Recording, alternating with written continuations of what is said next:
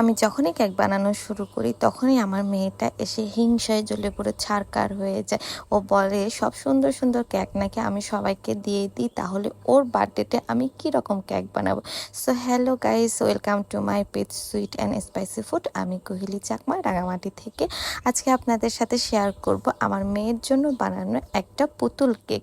এখানে আমি যে পুতুলের কেকটা বানাচ্ছি, এই পুতুলের এখানে একটা ছবি দেওয়ার কথা। এই ছবিটা অনেক ছোট হয়ে গিয়েছে, কারণ আমার মেয়েটার এই ছবিটাই দিতে হবে। আমি বড় ছবি দিতে চেয়েছিলাম, কারণ কেকের সাথে মানানসই একটা ছবি না দিলে বা সুন্দর লাগে না আর কি, কিন্তু মেয়েটার এটাই দিতে হবে, তাই আমাকেও এটাই দিতে হলো। আর এটা ছিল একটা ভ্যানিলা ফ্লেভারের কেক।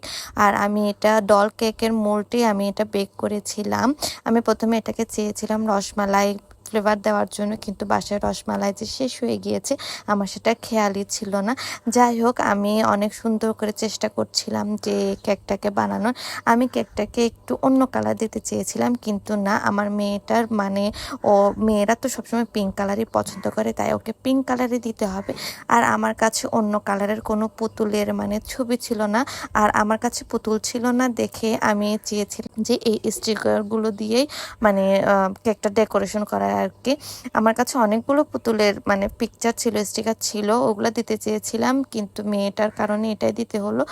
পুতুলের যে মানে কি বলবো, সাইজটা একটু ছোট হয়ে গিয়েছে আর কি। যাই হোক, আমি এখানে লিপ নজল দিয়ে জামার ডিজাইনটা করে দিয়েছি, আর সাথে হচ্ছে লিপ নজল দিয়ে হচ্ছে আমি গোলাপ বানিয়ে নিচে কয়েকটা গোলাপ দিয়ে দিচ্ছিলাম। আর আমার গোলাপ বানাতে এতই পছন্দ যে একবার গোলাপ বানানো শুরু করলে আমি মানে অনেকক্ষণ ধরে বানাই আর কি, পাপড়ি অনেকগুলো দিয়ে থাকি। তবে আমি চেয়েছিলাম যে এখানে ছোট ছোট কিছু কিউট কিউট গোলাপ আমি বসিয়ে দিব, কিন্তু করতে করতে এই গোলাপগুলোও অনেক বড় বড় হয়ে গিয়েছে। আমার যখন কোনো অর্ডার থাকে না, তখন আমি এমনিতেই ঘরে খাওয়ার জন্য হচ্ছে কেক বানাই, কারণ হচ্ছে মানে কি বলবো, আমি যত হচ্ছে কেক নিয়ে কাজ করব ততই হচ্ছে আমার কেক নিয়ে ধারণা বেশি হয়ে যাবে, আমার হচ্ছে চর্চা হবে। এই জন্যই আমি হচ্ছে আমার কোনো অর্ডার না থাকলে আমি কেক নিয়ে কাজ করি। তবে একটা বিষয় কি জানেন, আমার যখন অর্ডার থাকে না, এই যে আমি এই কেকগুলো মানে ক্রিমটা বানাচ্ছি, আমার ক্রিমটা এত সুন্দর করে মানে সেট হয়ে যাচ্ছিল, মানে সব কিছু বানাতে এত সহজ হচ্ছিল।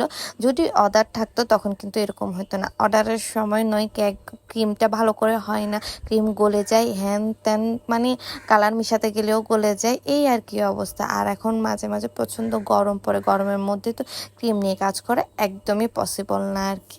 সো আমি এরপরে হচ্ছে গোলাপগুলো দিয়ে দিয়েছিলাম, কারণ ক্রিমটা একটু যেহেতু সুন্দর করে সেট হচ্ছিল, তাই আমার গোলাপ বানাতে অনেক ভালো লাগতেছিল। তো আমি এখানে আবার কয়েকটা প্রজাপতি দিয়ে দিয়েছি মেয়ের মানে অনুরোধে আর কি। সো এই